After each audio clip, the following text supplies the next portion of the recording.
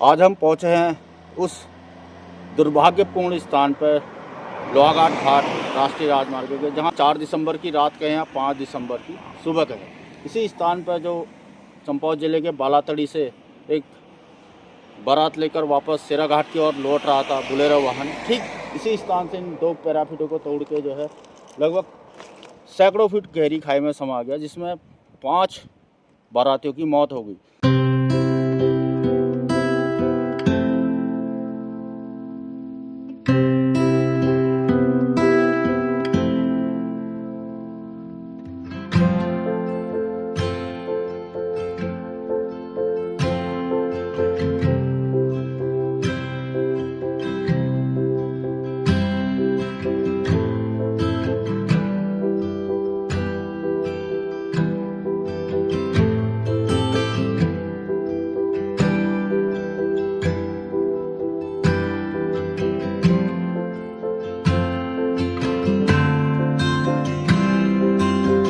इसी स्थान पर जो चंपावत जिले के बालातड़ी से एक बारात लेकर वापस सिराघाट की ओर लौट रहा था बुलेरो वाहन, ठीक इसी स्थान से इन 2 पैराफिटों को तोड़ के जो है लगभग सैकड़ों फीट गहरी खाई में समा गया, जिसमें 5 बारातियों की मौत हो गई।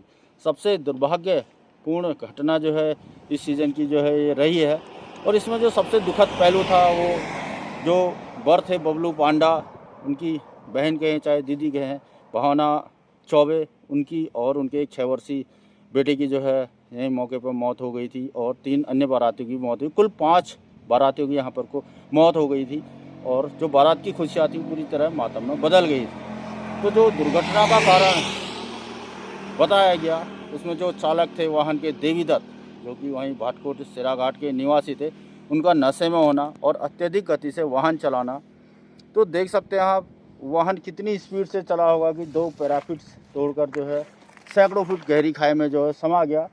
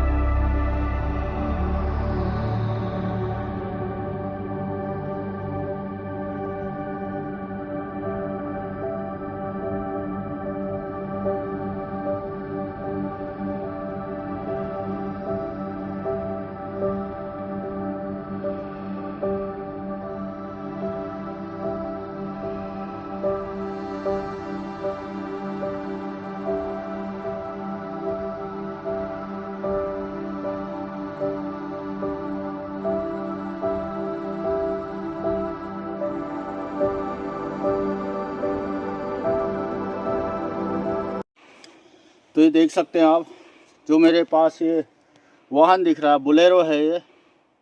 इसी जो ये दुर्घटना हुई थी बुलेरो की 4 दिसंबर की रात के या 5 दिसंबर की सुबह 2:30 बजे अंधेरे में जो है ये दुर्घटना हुई थी। ये चंपावत जिले के बालातड़ी से दुल्हन को बिताकर जो वाहन अन्य वाहनों के साथ पिथौरागढ़ जिले के सिराघाट जा रहा था। सभी बाराती हंसी खुशी जा रहे थे। तो लेकिन लोहाघाट घाट राष्ट्रीय राजमार्ग के पास जो बागधारा है सिंगदा के पास, वहाँ पर को लगभग रात 2:30 बजे यह वाहन अनियंत्रित होकर सैकड़ों फुट गहरी खाई में गिरकर जो है इस यहाँ पर जो अटका हुआ है। ये लगभग कई 200 से भी ज़्यादा फुट से भी जो है ज़्यादा गहराई है खाई की, लगभग 300 फुट आप मान सकते हैं। तो इस वाहन में जो सवार थे 10 बाराती इसमें सवार थे, उनमें 5 की जो है मौके पर दर्दनाक मौत हो गई थी, 5 लोग घायल हो गए थे।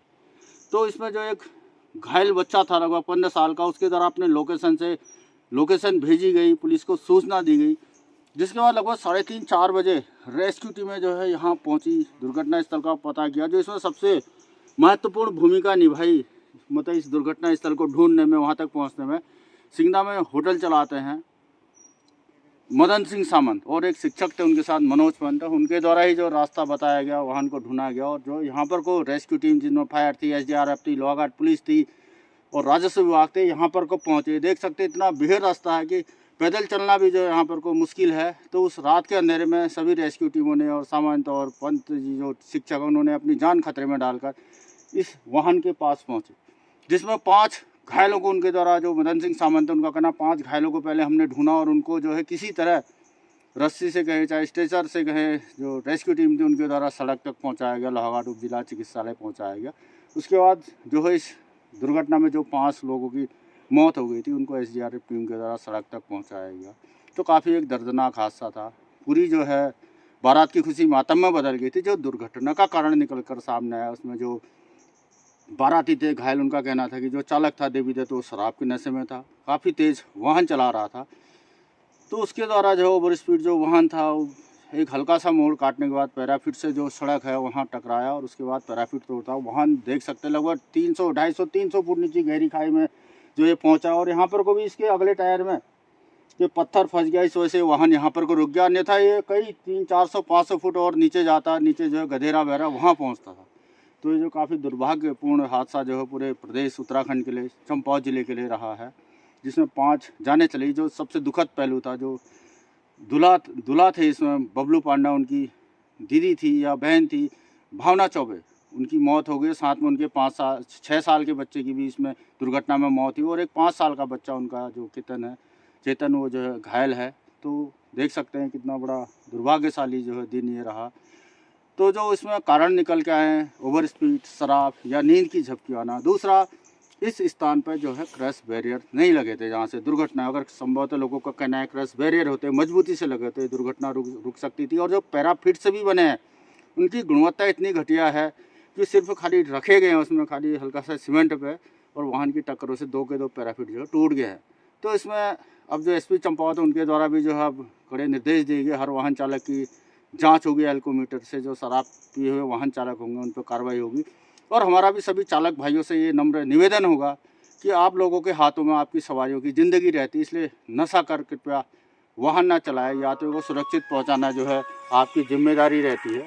तो इस वजह से जो हम कहना चाहेंगे कि चालक भाइयों से भी अपनी भी जान को सुरक्षित रखें और यात्रियों की जान को भी सुरक्षित रखें। और पुलिस प्रशासन और NH से भी कहना पड़ेगा कि जो सड़क सुरक्षा के मानक उन्हें पूर्ण किए जाए, जगह जगह अच्छे क्वालिटी के क्रैश बैरियर पैराफिट से बनाया जाए ताकि इन दुर्घटनाओं को रोका जा सके। तो ये देखिए वाहन की क्या दशा हुई, आप देख सकते हैं। धन्यवाद।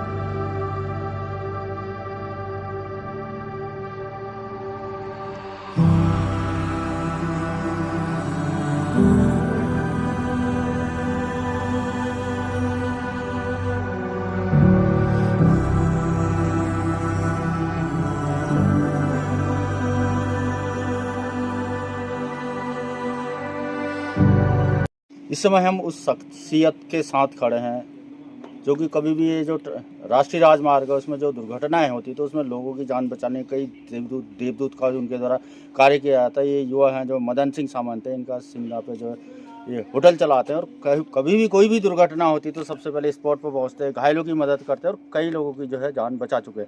जो 4 दिसंबर की रात और या 5 दिसंबर की सुबह के हैं जो एक भीषण जो सड़क हादसा हुआ था ये सिंगदा बागधारा के पास, जो बारातियों से भरा बोलेरो वाहन था जो खाई में समा गया था और 5 लोगों की मौत हो गई थी। तो इसमें भी जो है मदन सिंह सामंत के द्वारा एक प्रमुख भूमिका निभाई गई। घायलों की जान बचाने के लिए अपनी जान खतरे में डालकर खाई पर उतरे पुलिस और SDRF और फायर टीम के साथ और उनके द्वारा घायलों को निकाला गया और उनकी जान बचाई गई। तो हम मदन सिंह सामंत जी से ही पूछते कि उस दिन क्या हुआ था, कब आपको सूचना मिली, क्या था? हमें सूचना मिली कि 3:45 बजे के लगभग सूचना मिली कि जो है गाड़ी आपके होटल के आसपास कहीं दुर्घटनाग्रस्त हुई है, उसकी देखो तो कहाँ गिरी है करके। तो फिर उसमें मैं उठा अपना रोड में आया, रोड से गाड़ी स्टार्ट की मैं ऊपर को चल दिया। फिर आगे जाके मालूम हुआ कि यहाँ पर से स्पॉट से गाड़ी गिरी है। फिर स्पॉट में हमने गाड़ी खड़ी की, वहाँ पर जाने का रास्ता नहीं था, भारी ढलान होने के कारण उसमें चट्टाने होने के कारण नहीं गए। तो हम फिर घास वालों के रास्ते से निकले, थोड़ा सा आगे आके वहाँ से नीचे गए।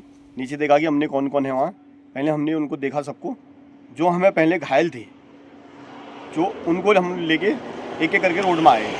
हमारे साथ फायर की टीम थी और जो है पुलिस टीम थी और एक शिक्षक और था मेरे साथ।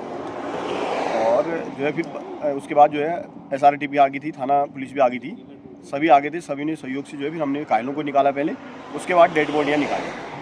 तो मदन भाई ये जो वाहन था ये कितने नीचे गिरा था रोड से? ये लगभग 200 के आसपास, 150 मीटर के आसपास नीचे गया है। तो किस प्रकार से आप नीचे गए? अंधेरा भी था, हाँ, खतरा था? तो किस खतरा था। हम घास वाले रास्ते से गए, फिर उसके बाद हम जब घास से नीचे को जब वो गाड़ी दिखी हमें, और उसके बाद हमने टॉर्च का सहारा, मोबाइलों की टॉर्च का सहारा लिया और धीरे धीरे झाड़ियों को पड़ते हुए नीचे गए। फिर उसके बाद धीरे धीरे रास्ता हाथ से खोदते हुए, पत्थर पकड़ के रास्ता बनाते हुए ऊपर को आए। फिर घायलों को लेते हुए आए। तो मदन भाई जो ये दुर्घटना थी इसका कारण क्या मानते हैं? इतना भीषण हादसा और भविष्य में इस प्रकार की दुर्घटनाएं ना हो, किस प्रकार से रोक लग सकती है? अब इसमें ज़्यादा ये है कि अब देखो कुछ बहुत तो बराती हैं थे, ड्रिंक भी होगी, और दूसरी चीज़ जो है झपकी भी मानते हैं हम इस चीज़ को, क्योंकि रात का समय था और सब आदमी सो गए होंगे उसमें। अब ड्राइवर को भी नींद का झपकी आना ही भी कह सकते हैं और ड्रिंक का भी हो सकता है, क्योंकि उसमें बैंड नहीं काटा, उसने सीधे निकल गया था। तो इस प्रकार की दुर्घटनाएं किस प्रकार से रुक सकते हैं? वहाँ पर कोई देखा गया कि जो पैराफिट से थे वो भी काफ़ी कमजोर थे, अगर शायद क्रॉस बैरियर होता तो दुर्घटना रोकी जा सकती थी। हो सकता है अगर स्लो स्पीड की होती तो, अगर तेज़ गति होती तो फिर तो क्रॉस बैरियर टूट ही जाता है लगभग, क्योंकि किनारे में लगे रहते हैं, उनका अर्थ कम होता है। अगर हो सकता है कि स्लो गाड़ी होती तो रुक भी सकता है, क्योंकि प्राइवेट पत्थर का तो बना हुआ था और फिर ऊपर ही बना होता है, या तो नीचे से सीसी का हो, फिर भी रोका जा सकता है। यानी कि मजबूती देनी चाहिए इन चीज़ों हाँ, ये चीज़ें होती हैं, मजबूती मांगती हैं अधिकतर, खासकर पहाड़ों की ढलान की, उसमें तो रहता ही है। तो जो रात में जो वाहन चालक इस प्रकार से वाहन चलाते हैं तो अक्सर दुर्घटना का, तो वाहन चालकों को क्या संदेश देना चाहेंगे? क्योंकि जिंदगी यात्रियों की उनके हाथों में होती। मदन नहीं, मेन चीज़ है कि भाई शराब पी के नशे में न चले, और दूसरी चीज़ जहाँ पर आपको लगता है, महसूस होता है कि यार मुझे नींद जैसी आ रही है या आलस से आ रही नींद की महसूस होता है कि नींद आ रहा है, तो उसने वाहन खड़ा कर लेना चाहिए। हमारा तो यही राय है, ताकि दुर्घटनाएं रुक सके। हाँ ठीक, धन्यवाद। ये थे मदन भाई। और कभी भी दुर्घटना इस सिंगदा क्षेत्र में या बाराकोट से लेकर कहीं भी इनको सुनाई देता तो सबसे पहले दुर्घटना स्थल पर पहुंचते हैं, घायलों की मदद करते हैं। कई घायलों की मदन भाई के द्वारा जो जान बचा ली गई है, अपनी जान खतरे में डालकर खाइयों से। हमारा यही रहता है कि हमारा कर्तव्य भी यही होता है कि यार आप से हो सकता है तो भाई जितना भला हो सकता है वो कर लेना चाहिए। हम तो यही करते हैं सब बार, ही एक बार का नहीं, मेरा तो कई बार हो चुका है।